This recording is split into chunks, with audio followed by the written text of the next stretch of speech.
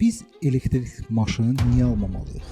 Elektrik avtomobillərinin və yaxud da ki, müasir avtomobillərinin belə bir problemi var. Onlar proqram təminatından işləyirlər. Kimə lazım deyil, o da avtomobil alır. Çünki avtomobil Azərbaycanda bir statusdur. Mən başa düşmürəm, düzü deyim ki, 680 at gücünü neyniyəcəksən? Həqiqətən çox. Bu sürət çox təhlükəlidir. Bəli. İnsanlar bəzən 60 km/saata çox sadə baxırlar. Almaniyada bəzi şoselərdə sürət həddi yoxdur. Mənə dedi ki, getdik. Yəni nə qədər bacarırsan sürə bilərsən. Akseleratora dibinə kimi şeyləri bastım və 295-ə kimi həmin sürəti yüksəltdim. Müəyyən bir saniyədə bəlkə adrenalin verə bilər, amma ümumilikdə çox vahimə yaradır. Yüksək sürət doğrudan da təhlükəlidir. Axının sürəti azaldıqca sıxlıqların və tıxacların sayı azalır. Təyyarə nəqliyyat vasitələrinin içərisində ən təhlükəsiz olan sayılır. Avtomobil isə ən təhlükəlidir. Ramin Musayev 1970-ci ildə Bakı şəhərində anadan olmuşdur. Orta təhsilini 176 nömrəli məktəbdə almış, ali təhsilini Azərbaycan Dövlət İqtisad Universitetində və Türkiyə Banklar Birliyi Təhsil Mərkəzində davam etdirmişdir. Avtomobil jurnalisti və lifestyle bloger kimi fəaliyyət göstərən Ramin Musayev peşəkar baxışını gündəlik həyat tərzi ilə birləşdirərək maraqlı və dəyərli məzmunlar yaradır. Kitab oxumaq, kino, gəzinti və mobilografiya hobbiləri arasındadır. Subaydır, bir övladı var.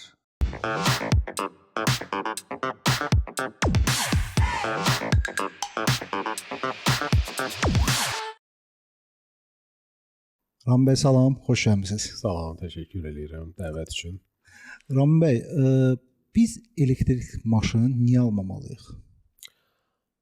Mən elə bir səbəb, düz deyim ki, az görürəm. Hətta bu yaxınlarda bir elektrik avtomobilləri haqqında mifləri təkzib edici bir video çəkmişdim. Çünki insanların yeni texnologiyalar ümumiyyətlə cəmiyyətlərdə, dünyada heç bir, bütün ölkələrdə belədir, qəbul olunmur yeni texnologiyalar və bir müddətdən sonra insanlar ona alışırlar. Bugün məsələn miflər gəzir ki, elektrik avtomobillərində radiasiya var. Amma radiasiyanın nə olduğunu çox adam başa düşmür. Yəni onu fizika tərəfdən bilənlər, fizikanı bilənlər bilirlər. Radiasiya yəni nüvənin bölünməsidir. Elektrik avtomobilində elektromaqnit sahə var. Sadəcə insanlar elektromaqnit sahəni və radiasiyanı səhv salırlar. Bəli, orada müəyyən radiasiya ola bilər, amma hansısa akkumulyatorda, bateriyada məsələdə orada hansısa zədələr olarsa ola bilər, amma ümumiliklə elektromobillərin üstünlükləri yetərli qədərdir. Həm sürətlidirlər, həm qənaətçidirlər, həm xərcləri aşağıda, amma özləri bahadır əlbəttə ki. Digər tərəfdən isə problem nədir? Yetərli qədər elektrik doldurma stansiyalarının olmamasıdır. Bu tək Azərbaycanda deyil, dünyada çox yerdə var. Əlbəttə Amerikada biraz fərqlidir, deyəlim ki, ona görə orada Tesla avtomobillərinin uğuru çox böyükdür. Satışları da yetərli qədərdir, digər elektrik avtomobillərində, Çində də həminki kimi. Amma bizdə indi getdikcə inkişaf eləyir. Artıq ondan çox elektrik doldurma stansiyası şəbəkələri var və Azərbaycana demək olar ki, həm Bakını, həm regionları bu stansiyaların sayı artır. Bir müddətdən sonra yəni bu problem olmayacaqdır. Bugün belə deyim də, yalnızca insanın qarşısını kəsə bilən bir problem ola bilər, o da elektromobilin dəyəri. Çünki onun istehsalı baha başa gəlir, orada akkumulyatorların, batareyaların qiymətləri çox bahadır. Bax, indi siz deyirsiniz, maqnit sahəsi yaradır da. Bəli. Bu maqnit sahəsi insan səhhətinə bəs təsir eləmir ki? Elektromaqnit sahəsi çox güclü olarsa təsir eləyir. Amma elektrik avtomobillərində elektromaqnit sahəsi çox aşağı, yəni normadadır. Çünki bu, belə deyim də, müəyyən araşdırmalar var və s. Bir də o deyim ki, biz elektromaqnit sahəsi hər bir elektrik avadanlığının ətrafında olur. Hətta bizim işlətdiyimiz mobil telefonda bəlkə də daha çoxdur. Çünki orada nəinki elektromaqnit sahə, həmçinin onun antenasının bu tezlikləri təsir edə bilir də. Yəni orada biraz fərqlidir. Amma bizim işlətdiyimiz kompüterlər, televizor, bilmirəm, soyuducu, evdə olan hər bir elektrik avadanlığının ətrafında elektromaqnit sahə var. Hətta elektromaqnitin içində belə olur. Bəli, demək olar ki, hətta bizim bu dəqiqə istifadə etdiyimiz mikrofonda da elektromaqnit sahə yaradır. Hətta deyərdim ki, evdə mikro dalğalı sobalar var. Onun elektromaqnit sahəsi ən çox yayılandı. Elə. Hətta belə bir şeylər deyirlər ki, elektrik onun bilmirəm indi nə qədər doğrudur, yəni belə bir araşdırma etməmişəm ki, o işləyən zaman onun yanında 2 metr radiusda, məsələn 3 metr radiusda dayanmaq müəyyən səhhətə zərərlər verir, amma düşünmürəm ki, elə böyük bir şeydir. Çünki bu doğrudan da həqiqət olsaydı, onları qadağan eləyərdilər. Sözsüz ki, onun o yeməyi qızdırmaq məsələsində o qədər sağlam deyil. Amma ümumilikdə bu elektrik avadanlıqları bizim ətrafımızda hər zaman var. Evdə, işdə, avtomobildə, hətta öyrəşmişik də. Bəli, o daxili yanacaq mühərriki olan avtomobildə də elektrik maqnit sahəsi var. Yəni ki, bu hamısında var. Onu düşünmürəm ki, şeydir. Amma radiasiya biraz fərqli bir amildir. Məsələn, bu gün radiasiya harda biz gündəlik qarşılaşırıq? Günəş işığında. Orada 3 növ şüa var, ABS. Məsələn, onun ikisi çox güclü radiasiyası var. Ultrabənövşə şüalar. Bəli, ultrabənövşə şüalar o radiasiyadır əslində. Hətta ondan eynəksiz həmin parlaq günəş altında gəzərkən gözlərə pis təsir eləyir. Hətta mən hər zaman deyirəm ki, bu saxta eynəklərdən istifadə etmək olmaz. Nəyə görə? Çünki onların şüşəsi tündür, amma orada həmin elektrobənövşə şüalardan qorunma filtri yoxdur. Və nə baş verir? İnsan onu taxaraq beyin bir siqnal alır ki, gözündə eynək var və göz tam olaraq açılır. Göz bəbəyi açılır və həmin şüaların göz dibinə və yaxud da bəbəyinə keçməsini asanlaşdırır. Təsir edir. Və getib bir müddətdən sonra gözlər korlanacaqdır. Həmin eynəkdə qənaət etdiyi pulun 10 qatını verib əməliyyat elətdirmək məcburiyyətində və yaxud da ki, müalicə etmək məcburiyyətində qalacaqdır. Əslində hamı deyir, indi biz də məsəl üçün görürük ki, elektrik maşınları həqiqətən qənaətlidir də, daha yaxşıdır. Amma bir məsələ var ki, bu batareyalar, bu telefonda da olan batareyalarda eyni tipajda da, yəni biraz ola bilər fərqli texnologiyadır, amma bu 5 ildən, 6 ildən sonra bunlar faizi aşağı düşür də, mən səhv eləmirəmsə. Və bunu dəyişmək lazım olur və bu kifayət qədər bahalı bir əyləncəyə çevrilir.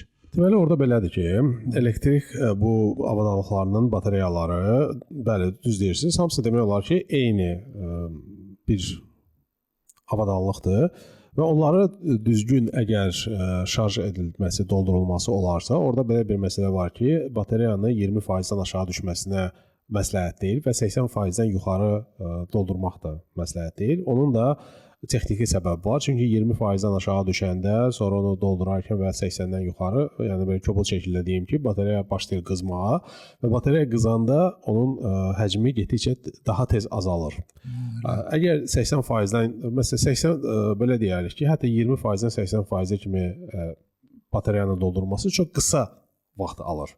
Daha çox o 20%-ə kimi və 80%-dən yuxarı. Təsəvvür edin ki, belə kobul şəkildə deyim ki, siz əgər fərqi yoxdur hansı batareyadır, avtomobildir, telefondur, kompüterdir, batareyasını dolduranda 80%-ə kimi çox sürətlə dolur, sonra həmin 20% biraz daha yavaş olur. Demək olar ki, təxminən eyni vaxt alır da. Ona görə 20-80% arasında saxlasan, onun ömrü daha uzun olacaqdır və çox elektrik avtomobillərində belə bir şey var ki, orada bateriyada seksiyalar var.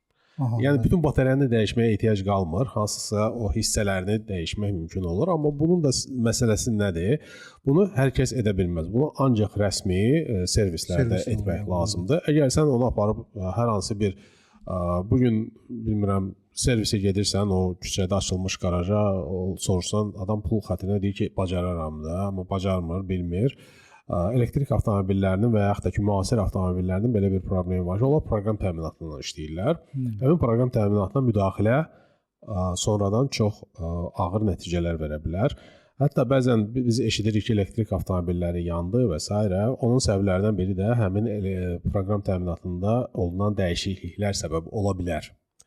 Ona görə bunu etməyi məsləhət görmürəm. Ümumiyyətlə, ekspertlər də məsləhət görmür. Məsələn, avtomobili alarkən bugün Çindən çox sayda elektrik və hibrid avtomobillər gəlir. Həddindən artıq. Bəli, həddindən artıq. O da qiymətin ucuz olması ilə bağlıdır. Orada müəyyən qiymətin düşməsinin səbəbləri var.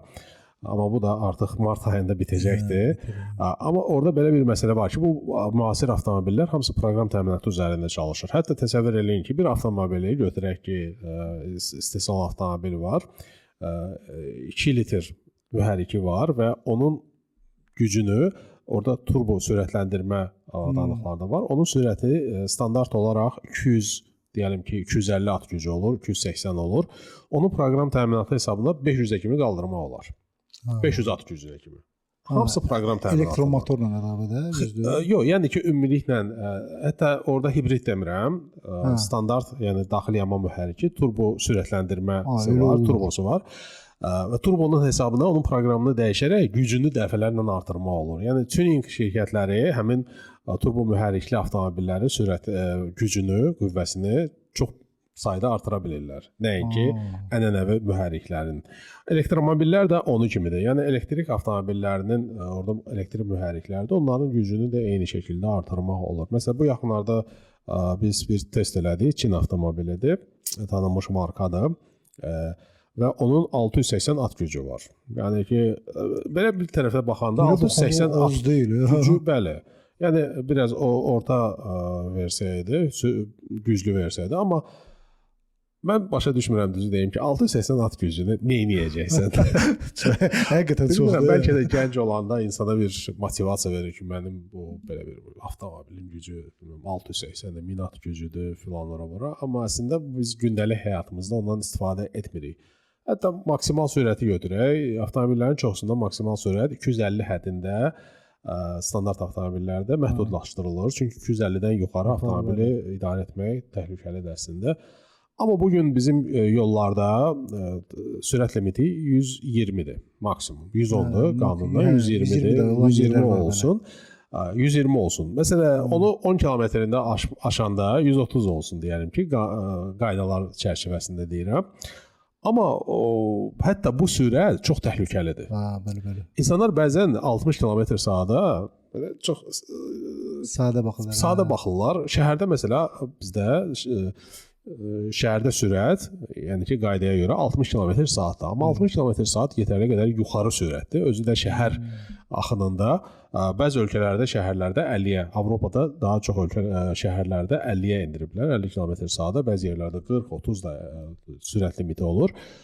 Amma insanlar bunu yəni belə çox sadə yanaşırlar ki, 80-dən gedirəm nə olacaqdı? Burada bir məsələ var ki, məsələn, Avropada daha çox şəhərlərdə 50 olduğu üçün 50 ilə götürürlər araşdırmaları. 50 və 70 km sürət arasında cəmi 20 km fərq var. Amma sərt tormozlamada tormoz yolu 2 dəfə çox olur. Çoxdur. Biraz yuxarı qalxanda 3 dəfə, 4 dəfə və s. də. Yəni sürət artdıqca avtomobili saxlamaq çətinləşir. Plus bunun üzərində gətirək ki, şinlərin yeyilməsi, amortizasiyası, köhnə olması, bilmirəm, askıların nasaz olması, köhnə olması səbəbləri də təsir edir. Avtomobilin çəkisi, yəni burada çox faktorlar var və bu idealda 2 dəfədirsə, realda bugün bizim avtomobillərin çox az yeni avtomobillər ancaq yeni avtomobillərdə ola bilər. İşləmiş avtomobillərin çoxsu demək olar ki, amortizasiyası gedib, müəyyən aşınma var. Onların 2 dəfə yox, 3 dəfə olacaqdır. Yəni tormozlanmanın məsafəsi. Siz təsəvvür edin, şəhər axınında gedirsiniz və birdən 70 sürətlə gedirsiniz və birdən kimsə uşaq qaçır qarşısından avtomobilin və siz tormoza basırsınız, çox sərt tormoza basırsınız. Sürətiniz çoxdursa, siz belə deyim ki, qəza törədə bilərsiniz. Amma sürət aşağıdırsa, vaxtında saxlamaq mümkün olur. 50 ilə saxlayacaqsa, amma 70 ilə saxlaya bilməyəcəksiniz. Cəmi 20 km/saat fərqdir. Bilmirəm, bir dənə mən özümdə belə bir şey görmüşəm. Yəni bu Azərbaycanda olmayıb, xarici ölkələrin birində mən trasda sürürdük yolu. Maşınım, mən elə oldu ki, orada bir adam hiss eləmir birdən, gedir də, sürəti qaldırırsan. Həmin zaman bir də baxdım, gördüm ki, 170-dəyəm və gördüm nəsə zaman başqa cür axır ətrafımda. Mən o anda ayıldım ki, artıq eşitdim ki, pəncərələrin səsini başladım eşitməyə, bildim ki, çox sürətlə gedirəm. Yəni bu həqiqətən çox vahiməlidir əslində.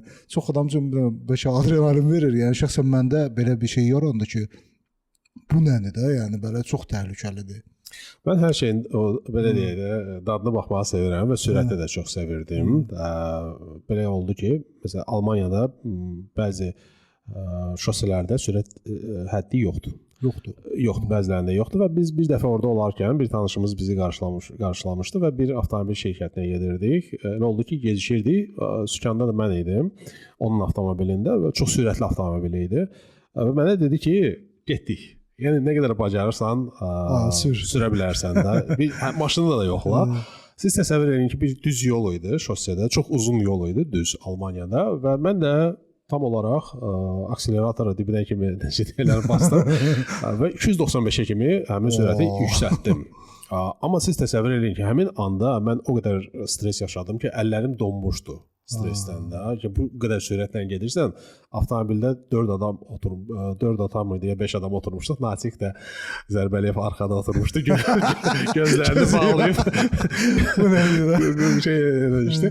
Yəni deyim ki, o yaşadım onu və yaxud da ki, digər bir idman avtomobilindən, məsələ treklərdə sürmüşəm və orada hətta bir video qoymuşlar, kamera var idi, bir testdə idik. Döngəyə girərkən avtomobilin sürəti təxminən 80-ə 90-a düşür də orada. Yəni ondan çox sürəndə maşın çıxa bilər yoldan. Avtomobil idman avtomobili idi.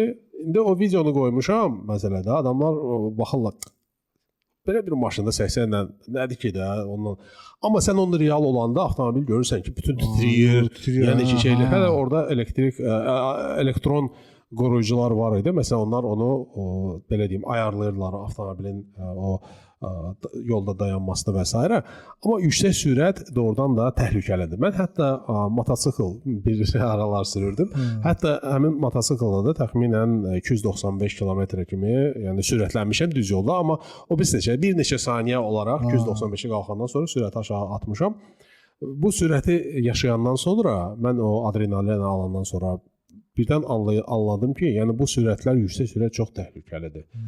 Bu gün məsələn mən şəhərdə maşın sürərkən təxminən 50 km/saatla sürürəm. Nəyə görə 50 km? Çünki 50 km-dən gedərkən sən ətrafındakı hadisələri çox rahatlıqla görə bilirsən və lazım olanda qərarı qəbul etmək. Çünki orada belədir ki, təhlükə anında insanın cəmi 1 saniyə vaxtı olur. 1 saniyə vaxt olur. İndi düşünürlər ki, 1 saniyə nədir ki, hətta bəzən az olur. Amma insanın qərar qəbul etməsi və ayağını torumuza basması üçün ən azından professionala 1 saniyə də əlavə lazımdır. 2 saniyə. Və bu hər şeyi həll edir. Peşəkar olsan elə, peşəkar olmasan bu çox şeyi 2 saniyə çox şeyi həll edə bilər. İnsan qəzaya düşür. Siz o yəqin o sürətlə qalxanda fikir vermisiniz, həm də ətrafınızdakı onlar çox sürətlə gedir. Bir anda hiss edirsən ki, artıq onlar yayılır. Yayınma gedir ətrafında. Yəni belə siz qeyri-adi düz deyə biraz adama müəyyən bir saniyədə bəlkə adrenalin verə bilər, amma ümumilikdə çox vahimə yaradır. Baxın, şəhərdə bu yaxınlarda bir neçə il bundan öncə bəzi yerlərində sürət həddini 50-yə aşağı salıblar. İnsanlarda bu dəqiqə də var. Var. Yəni ki, bəzi rayonlarda belə, yəni Bakının bəzi rayonlarında bunu eləyiblər. İnsanlar və bunun məqsədi nə idi? Tıxacların qarşısını almaq və sıxlıqların sayını azaltmaq idi. Bir tərəfdən baxanda məntiqsiz görsənirdi. Nətər ola bilər ki, 60-dan 50-yə kimi sürəti azaldırsan, amma bu sıxlıq azalır. Məntiqi yoxdur. Amma bunun arxasında araşdırmalar var və bu ilk dəfə Finlandiyada bir alim tərəfindən kəşf olunub ki, axının sürəti azaldıqca sıxlıqların və tıxacların sayı azalır. Bəli, çox maraqlı bir şeydir. Məhz Bakıda da bunu olunmasının səbəbi o idi, o araşdırma idi. Biz bu sürəti aşağı salmamışdan qabaq, deməli Azərbaycan Avtomobil Federasiyasında bu məsələni hətta danışmışdıq, Avtomobilçilik Assosiasiyası olaraq. Biz söhbətimizdə bu məsələyə toxunmuşdu və dedilər ki, belə bir fikrimiz var Azərbaycanda, yəni bu sürət aşağı düşəcəkdir və etdilər. Bu, hətta mən sizə deyim ki, Avropa kimi ölkədə bu narazıçılıq yaratmışdı ki, nətər ola bilər? Yenə də həmin sual. İnsanlar hər yerdə eynidir, eyni cür düşünürlər. Və orada nə oldu? Ki, həmin deməli, sürətin aşağı düşməsi həmin sıxlıqların qarşısını aldı. Orada da əvvəl narazıçılıqlar var idi. Yəni ki, bəzən həyatda olan şeyləri məntiqlə deyil, yəni araşdırmalarla baxmaq lazımdır. Bu qədər, yəni sadədir. Həmin avtomobil sürətlərinə qaydanda bugün məsələdə həmin gücün olması insana heç bir şey vermir də. 600 olsun, 1000 olsun. Hətta mən deyərdim ki, məsələdə şəhərdə normal olaraq avtomobili idarə etmək üçün hətta bilmirəm 60 at gücü də yetərli olur. 1.2 mühərrik də yetərli olur. İdeal 250-dir də. Yəni mən məsələn özümdə belə şey görürəm ki, yəni nə o iz nə bu izdə. Məsələn 250 at gücü olsa, yəni o da düzdür maşından asılı da, amma bolimeni bəs eləyir. Yəni daha sedanda daha az şey eləmək olar, amma biraz ağır maşınlarda daha mən sizə deyim ki, deməli mən o 90-cı illərdə, 2000-ci illərin əvvəlində idman avtomobili almışdım, kupa idi və onun mühərriki 2.2 litr idi və gücü 170 at gücü idi. Və mən o avtomobili yetərli qədər həzlə sürürdüm və yetərli qədər güclü idi. 170 at gücü. Yüngüldür, daha yüngüldür. Biz necədir? İnsanlar düşünür ki, böyük miqdarda at gücü və yaxud da ki, avtomobillərdə daha çox o tork deyirlər, çəkmə qabiliyyətinə, onun yüksək olması lazımdır. Bəzən at gücü az ola bilər, amma o çəkmə qüvvəsi daha yüksək ola bilər də. Əsas odur. Bəzən nə bilirsiniz, insanlar çox sadə yaxınlaşırlar avtomobillərə. Deyəlim ki, mühərrik həcminin az olması onlarda biraz belə skeptik yaxınlaşırlar ki, nə olacaq belə. Daha öncə söylədiyim kimi, bu gün 1.2, 1.6, 2 litr mühərriklərə turbo gücləndirici qoyursan, proqramını dəyişirsən, avtomobil obrislərdən məsələn daha sürətli, güclü ola bilər də. Yəni texnologiyalar dəyişir. Artıq bu 100 il bundan qabaq istehsal olunan avtomobillər deyil. Elektrik mühərrikləri daxili yanma mühərrikindən daha da sürətlidir. Yəni bugün baxırsan ki, 2 dənə elektrik mühərriki qoyur avtomobilə, amma o birisindən daha sürətli olur da. Bəzən insanlar fikirləşir, o biraz güclüsü olsun, filan olsun. Əslində bu ego məsələsidir və insanın o sakitləşdirir ki, mənim avtomobilim gücü bu qədərdir, amma onu heç kim istifadə etmir.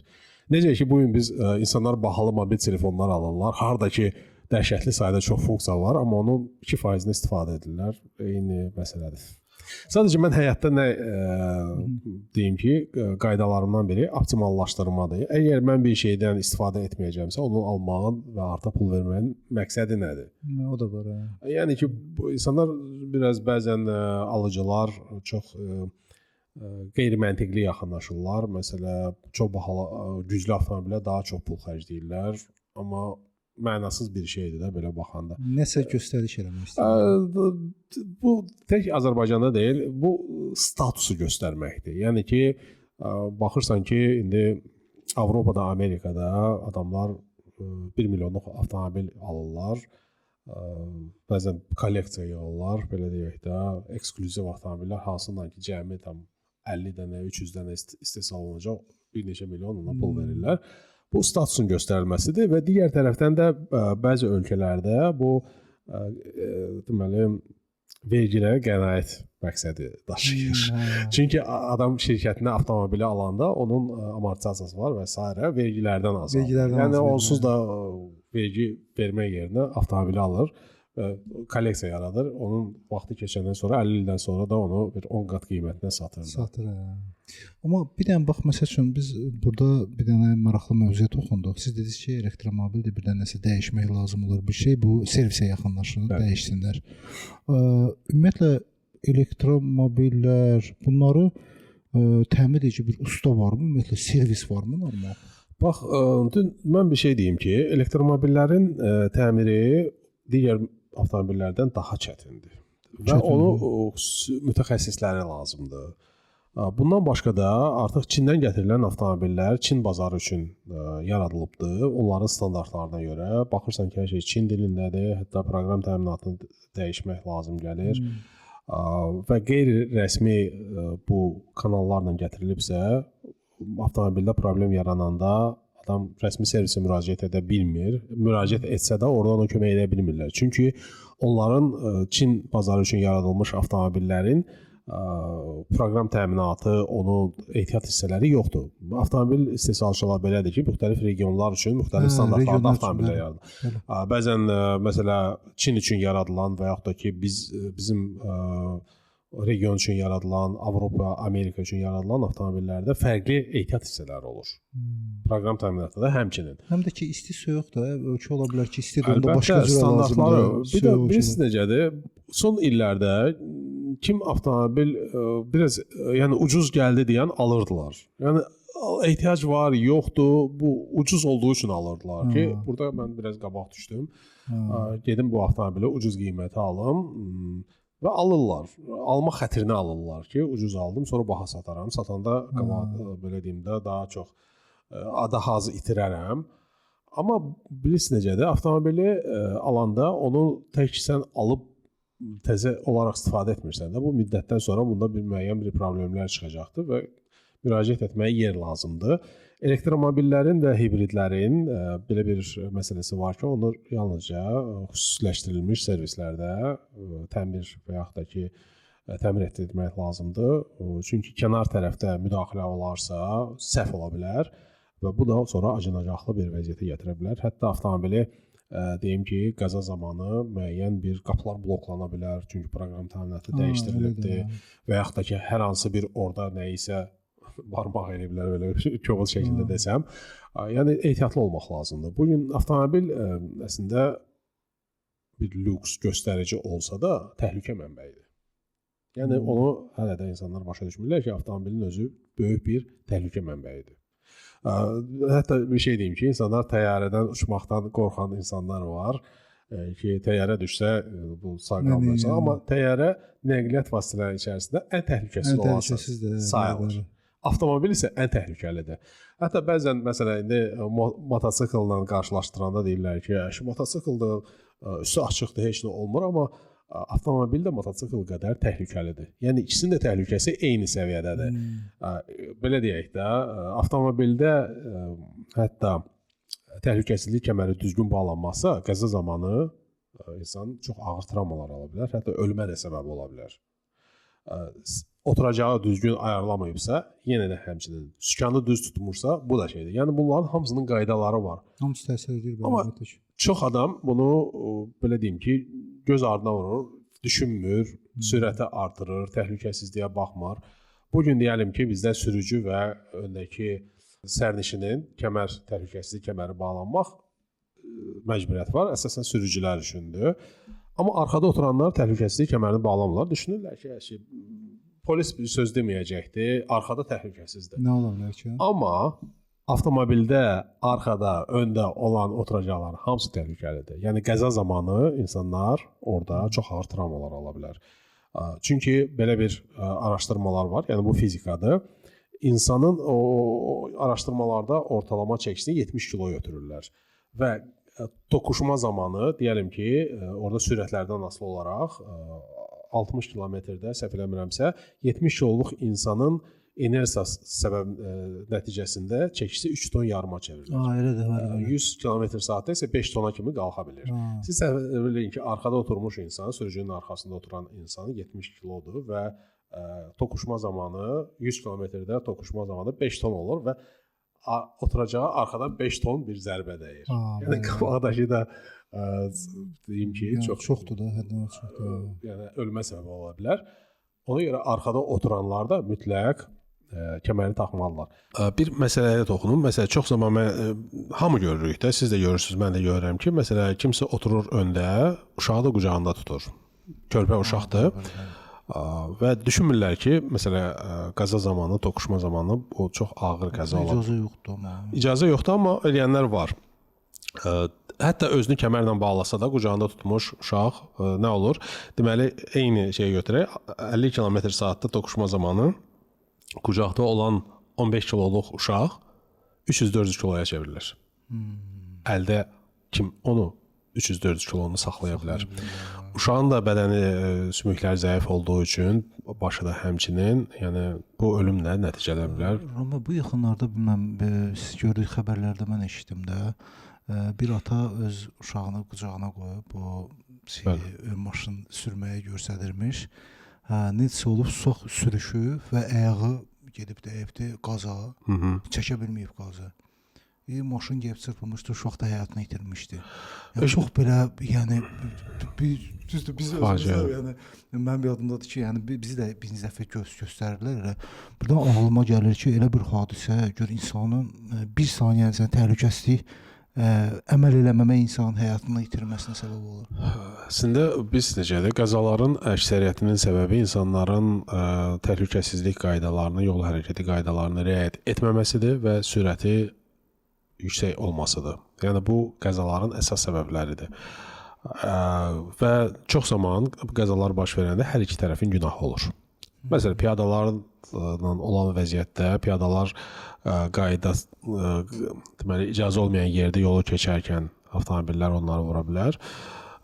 Deyəcəklər ki, piyada keçidin üstündə olurlar, amma çox az saylarda olur da. Digər tərəfdən sürücülərin də diqqətsizliyi olur. Məsələn, belə bir şey var ki, məktəblərin yanına çatanda, hətta piyada keçidinə çatanda sürəti azaltmaq lazımdır. Çünki hər anda oradan çıxa bilər. Mən hətta piyada keçidindən keçəndə ayağımı qoyuram və baxıram sürücülərə. Görüm onlar görürlər məni yoxsa yox. Yəni onların üzünə baxıram, gözlərinə baxıram və görürəm ki, gördülər məni, sürəti azaldırlar, ondan sonra keçirəm mən. Çünki mən öz həyatıma dəyər verirəm.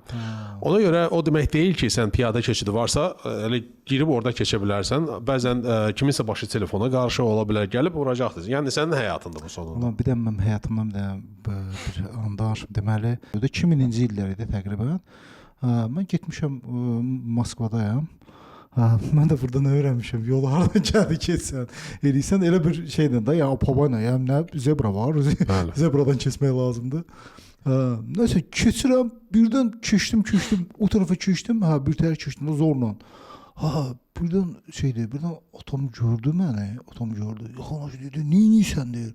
Deyirəm, yol keçirəm də, neynirəm ki? Deyir, sən bilirsən, deyir, burada qayda qanun bilsən necədir, deyir, sən burada vurdular, günahkar sənsən. Mahnının heç bir günahı yoxdur vuranın.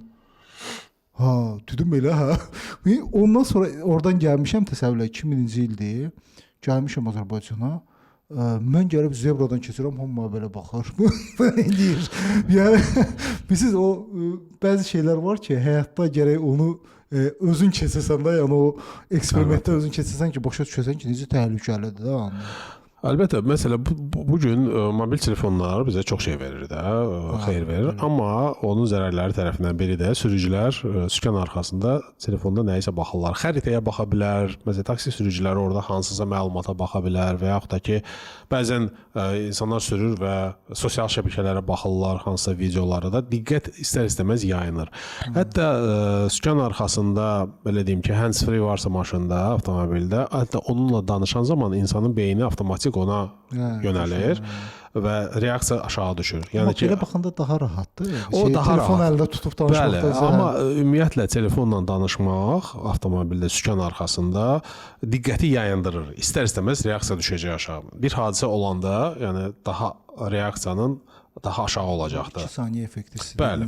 O daha çox olur. Hətta belə bir şey deyərdim ki, telefonlarda belə bir funksiya var ki, telefonu avtomobilin o sisteminə qoşanda, multimedia sisteminə qoşanda, orada ayarlarda qoşmaq olur ki, avtomobildədir və kimsə zəng eləndə və yaxud da yazanda avtomatik cavab gedir orada. Və telefon sənə həmin zəngi və mesajı və yaxud da ki, digər şeyləri göstərmir. Yəni ekranda görsənir ki, avtomobildədir. Sən o avtomobili ancaq saxlayandan sonra sən ondan istifadə edə bilərsən. Belə bir təhlükəsizlik funksiyası var. Mən əminəm ki, çox adam, bəli, Android-da da var, iOS-da da var. Çox adam bu haqda heç xəbəri yoxdur, heç istifadə də etmir. Hətta bilirsiniz, məni nə təəccübləndirir? Bəzən görürsən ki, çox bahalı bir avtomobildir və hands-free'si də 100% var idi da. Yəni onlarda standart olaraq. Adam maşın sürür, bir əlində qulağının dibində telefonda danışır da. Özü tək də avtomobil. Yəni qoş orada danış da ən azından. Birincisi cərimə olunmayacaqdı. İkincisi məncə bu məntiqsizlikdir hardasa da. Yəni telefonu bu belə tutmağın mənası nədir? Özü də avtomobildəki hands-free'ləri mikrofon o qədər güclü olur ki, yetərli qədər normal danışmaq olur da, belə deyək. Qəşəng danışmaq olur. Baxın, biz indi təhlükəsizlik mövzusuna toxunduq. Baxın, Azərbaycanda mən indi son vaxtlar bir nə tendensiya görürəm. Yollarda belə deyim də, tıxaclar həddindən artıq çox çoxalıbdır da. Yəni mən fikir verirəm ona. Və hiss edirəm ki, insanlar yavaş-yavaş daha belə kompakt nəqliyyat vasitələrinə keçirlər. Son vaxtlarda belə deyim, motosikletlər görürəm çoxalır. Skuterlar, digər məsələlərdə. Necə fikirləşirsiniz? Bir ara bu Taylandda digər yerlər görür deyirdi ki, daha çox motosikletlə gəzir də bu bizi bu gözləyir belə şeylər yəni Azərbaycanda. Mən deyərdim ki, bu sıxlıqların tıxacların yaranmasının ilk növbədə günahkarı sürücülərdir. Çünki yenə də hamı tələsir. Hamı sükanın arxasında tələsir. Bunun da səbəbi, psixoloji səbəbi var. İnsan stresli olanda həmişə tələsir. Və nə olur? Bir-birlərinə yol vermirlər, hörmət demək olar ki, yoxdur. Hamı istəyir biraz daha tez keçsin və nə olur? Bu insanların bu tələsmə məsələsi elə tıxaclar yaradır. Baxırsan ki, yol ayrıcıdır və yol ayrıcında hətta sarı xətləri çəkiblər. Ona da artıq çox baxmırlar, riayət olunmur. Nədir? Sən görürsən ki, yol ayrıcı doludur, qaydada da belədir. Sən dayanıb gözləməlisən. Və nə olur? Başlayırlar arxadan siqnal verməyə. O siqnal verəndə insan özündən asılı olmayaraq ayağını tormozdan götürür. Məndə də olub o. Arxadan siqnal verir. Amma sən axı avtomobili irəli sürsən bu qəza baş verəcəkdir. Qəza baş versə arxada siqnal verən gəlib cavabdehlik daşımayacaq. Nə sənin maşını təmir etdirəcək, nə bir şey. Və o siqnalların olması da insanları stres yaradır insanlarda və ona görə tələsmə olur. İstər-istəməz arxadan siqnal verəndə sən də tələsirsən ki, tez keçim, o arkadaşlar dayansınlar da. Ondan başqa həmin yol ayrıcılarında bir qayda qanun olmalıdır. Yəni oraya doludursa girmək olmaz. Gözləmək lazımdır. Yəni o qayda qanun var da. Və nə olur? Hətta bu yaxınlarda bir şəkil qoymuşlar, yuxarıdan çəkmişlər. Deməli, həmin yol ayrıcında 4 tərəfdən də giriblər və bu görmüşəm. Mən də yazdım ki, çox qəşəng bir naxış alınıbdı. Və nə olub? Bütün yol blok olunubdu və heç kim heç yana gedə bilmir. Tələsir, amma nə olur? Sonunda da saatlardan orada dayanmaq məcbur. Əslində orada işarə olmayan belə yerdə belə, orada da qayda var. Bilirsiniz, qayda var ki, hərəsi öz sağını buraxmalı, keçməlidir. Onu da əməl eləmirlər. Amerikada olarkən, deməli, belə bir qayda var ki, orada sən xarici sürücülük vəsiqəsindən 1 ay sürə bilərsən. 1 aydan sonra gedib Amerikan vəsiqəsi almalısan. Burada da bizdə də elə bir qayda var. Və elə oldu ki, mən getdim orada yazıldım və imtahan verməyə getdim. Deməli, imtahandan qabaq orada mənə göndərdilər testləri, YouTube-da var. Girdim, oxudum hamısını və baxıram ki, suallar çox məntiqlidir və asandır. Hər şey məntiqə bağlıdır və sualların deməli 50 sualı idi, ondan 40-ına cavab verirsənsə keçirsən də. Və suallara baxıram ki, orada əsasən yol mədəniyyəti barədədir. Bir-birinə necə yol vermək olar? Məsələn, göstərir ki, sən şose ilə gedirsən və kimsə dönmə işığını yandırıb sənin zolağına keçmək istəyirsən, nə edəcəksən? Testdir. Sürəti artırıb keçəcəksən ki, o keçsin, siqnal verəcəksən ki, dayan mən keçim, sonra keçib və yaxud da ki, sürəti azaldacaqsan ki, və ona işarə edəcəksən ki, çox rahat həmin sənin zolağına keçə bilsin. Üçüncü cavab düzdür. Yəni, təhlükəsizlik və mədəniyyət sualların əsası. Müəyyən hissəsi qaydalar haqqındadır. Deyəlim ki, hər ştatda müxtəlifdir orada. Deyəlim ki, müəyyən onların qaydaları da fərqlidir. O qaydalardan suallar verilir və cərimələrdən yazıblar ki, sürətin bu qədər aşmasına görə deyəlim ki, cərimə nə qədərdir yazır. Deyəlim ki, $100, $200, $300 və yaxud da ki, nəsə belə bir suallardır. Yəni ki, orada insanlara həmin sualları hazırlaşdırarkən və imtahan verərkən insanları qayda qanuna riayət etməyi öyrədirlər, məcbur eləyirlər. Yəni ki, insanın o istər-istəməz o imtahana hazırlaşdığı zaman sən onları qəbul eləyirsən. Çünki orada deyərəm ki, hər hansı bir sıxlıq olarsa, baxırsan ki, maşınların arasında 1-2 korpus yer var, boşluq var. Bizdə biraz olanda artıq kimsə çalışır oraya girsin. Orada belə bir şey yoxdur. Hamı rahat öz zolağınla gedir. Heç kim tələsmir. Hətta New Yorkda belə bir hadisə ilə qarşılaşdıq. Mən sükan arxasındaydım. Orada da deməli Manhattandan New Jersey keçmək üçün yeraltı tunel var. Hamı da rahatçılıqla belə axın gəlir. Sakit, 3 cərgə gedirik. Sakitcə nə siqnal var, nə bir şey və birdən gördüm ki, arxadan kimsə siqnal verir. Mən də deyirəm ki, yanında yoldaşıma deyirəm ki, bu xeyr ola da Amerikada kim belə şeydir və avtomobil gəlib yanımızdan keçəndən sonra baxdım ki, əlini şüşədən çıxardıb, bizdə etmirlər və baxdıq ki, bizimkilərdəndir. Yəni bu Amerikaya getsə də, bilmirəm hara getsə də bu onların bu fikirlər, davranışları dəyişmir də. Yəni sən o axında siqnal verməyin axı mənası nədir də? Onsuz da heç kim orada qaçmayacaq, uçmayacaq və hər öz yolunla gedir. Yəni buradakı kim bir-birinin gah o sıraya keçmək, bu sıraya keçmək yoxdur və hamımız çox rahatçılıqla həmin tuneldən də girdik də, çıxdıq da, vaxt da itirmədən və s. Yəni ki, belə bir hər kəs öz yolunla getsə, o zolağını tez-tez dəyişməsə, hamı rahatçılıqla axın daha sürətlə gedər. Ram bəy, bax, gəlin bir faktlarla şey deyək də. Bax, indi biz deyirik ki, yəni də hamı getsin. Okey, deyək ki, bir ona başladılar əməl eləməyə. Amma siz bilmirəm, baxmısınız, elə bil ki, şəhərdə maşın sayı çox həddindən artıq çoxalıb. Yəni mən hətta elə mən indi biz mərkəz tərəfdə qaldığımda qıraqlara heç getmirdim.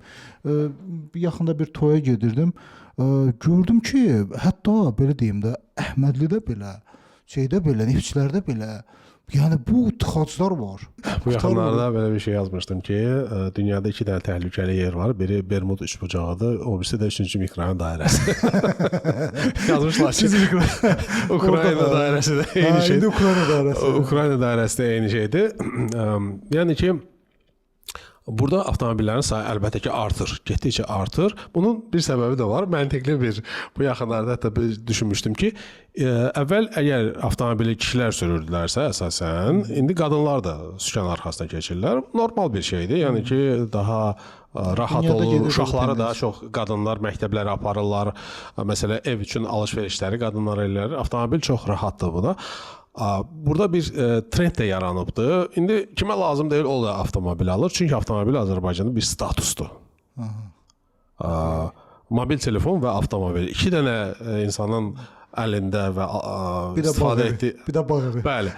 Bu 2 dənə şey varsa artıq status qalxır. Yəni bu mobil telefonla avtomobil görünən bir şeydir. Bağ indi görünməyə bilər. Ona görə hamı avtomobil almaq həvəsindədir. Avtomobil çox rahatdır. Əlbəttə ki, bir tərəfdən rahat, amma digər tərəfdən nə olur? Sən bugün gedirsən və həmin pik saatlarında sıxlıqlarda qalırsan və saatlarla gedirsən. Bəzən 15 dəqiqə getdiyin yolu 1 saat yarım, 2 saata cəmi gedib çata bilirsən. Bəzən hətta belə deyim, oturursan maşında, bir də görürsən ki, yanına avtobus keçdi belə. Bu gün baxa qalırsan. həmin avtomobil zolaqlarının yaradılması əslində düz qərardır. Bəzi yerlərdə yoxdur, amma Avtobus zolağı əslində çox yaxşıdır. Düzdür, biraz müəyyən bir müddət sıxlığa səbəb oldu, düzdür, amma artıq öyrəşib cəmaət, yəni mən də müsbət yanaşıram. İctimai nəqliyyat vaxtında getməlidir. Biz Avropaya getsək, Amerikaya getsək, görürük ki, orada hər bir ictimai nəqliyyatın qrafiki var. Və həmin qrafikdən gəlir. Mən Amerikada yaşayarkən biz bu Washingtonun DC-də yaxında yaşayırdıq və təsəvvür edin ki, avtobus bizim yaşadığımız binanın həyətinə gəlirdi. Düz binamızın qabağında dayanacağı var idi.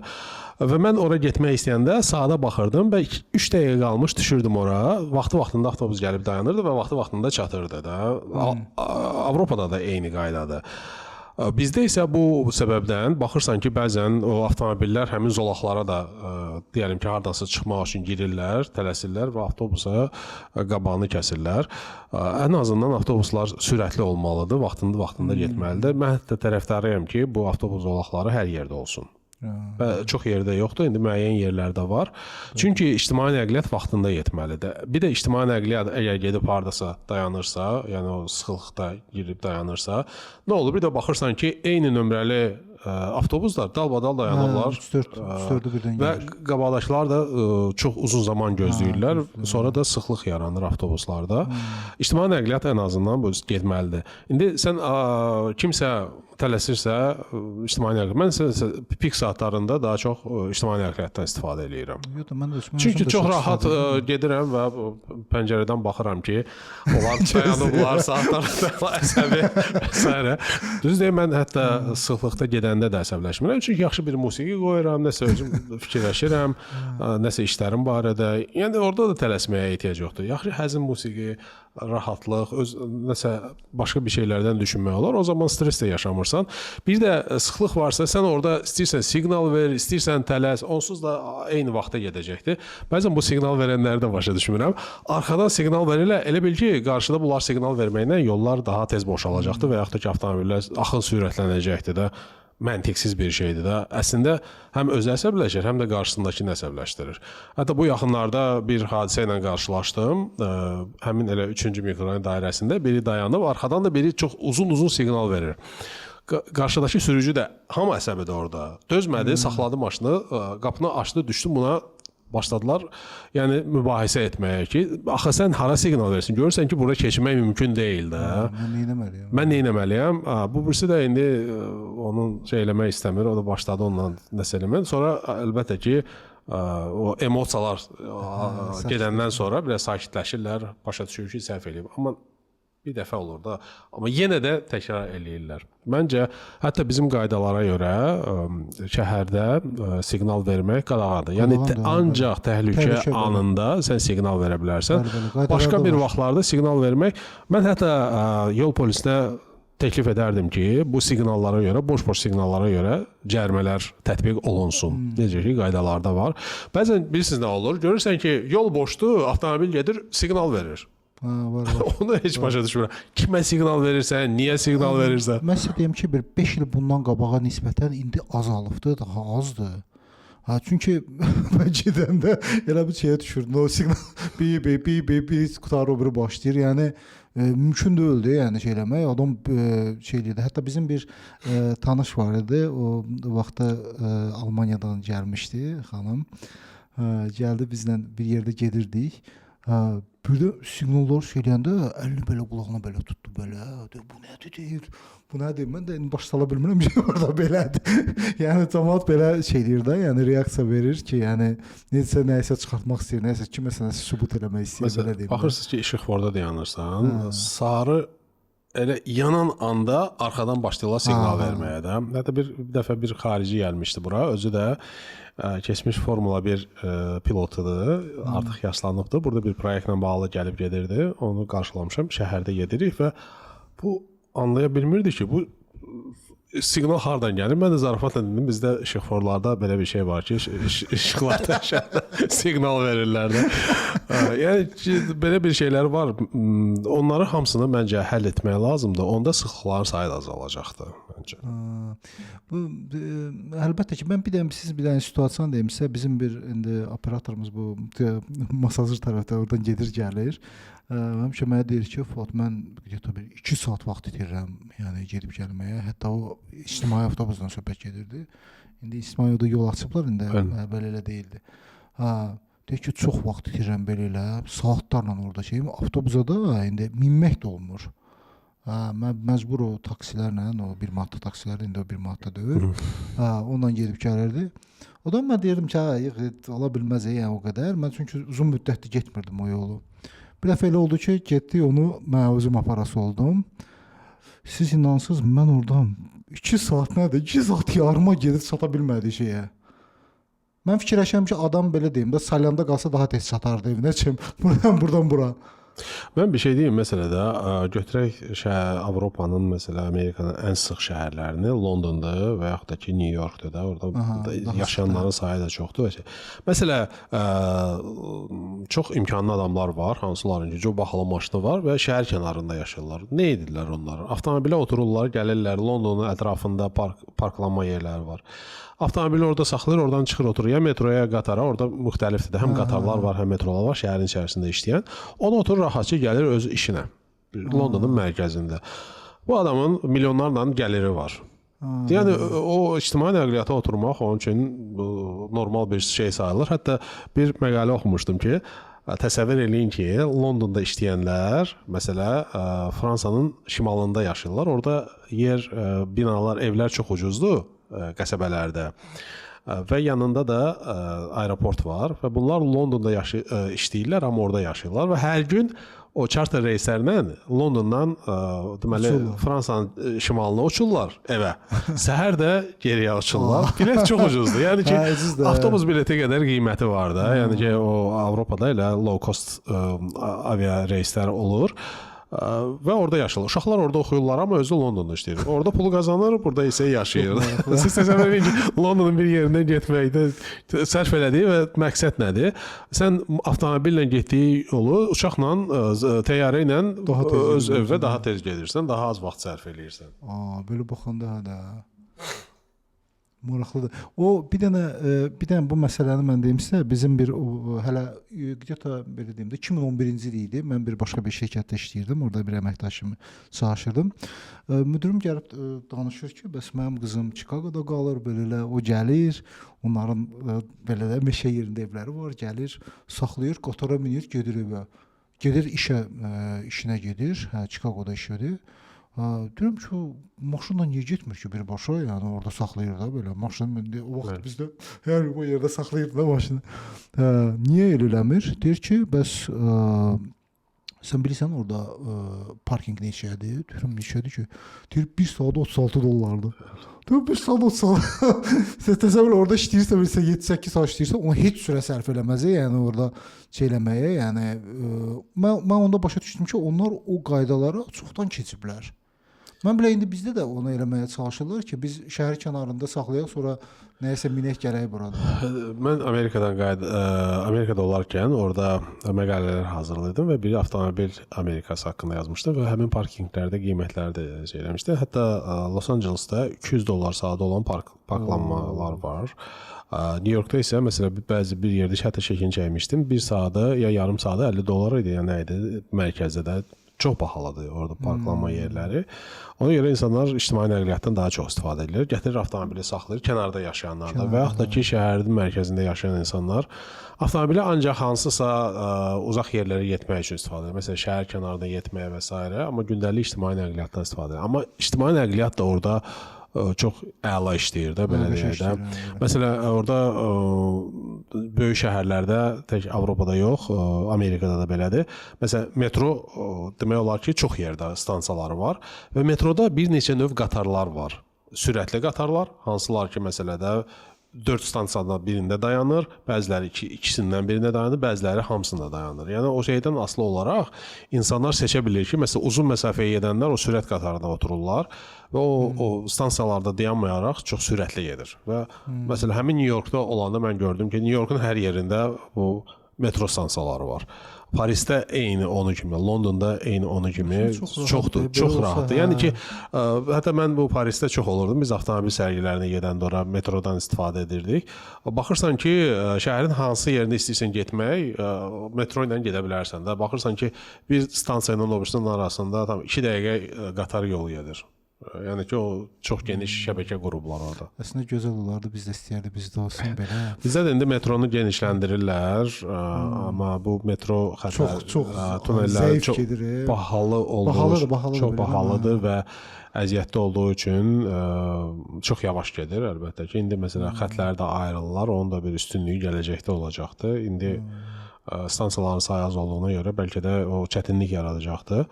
Amma genişləndirsələr, həmin Xətai metrosunu davam elətdirsələr, İçəri şəhər metrosunu stansiyasından o yana getsə, məsələn 20-ci sahəyə kimi və yeni bu stansiyalar açılsa, biraz daha rahat olacaqdır. Həm də qatarların sürətlənməsi və intervalı azalacaqdır. Ram bəy, təsəvvür olsun ki, vaxtımız bitir, amma çox gözəl keçdi. Mən sizə təşəkkür edirəm. Biz bir daha sizi gözləyirik. Bir daha gəldiyiniz üçün təşəkkür edirik. Sağ olun.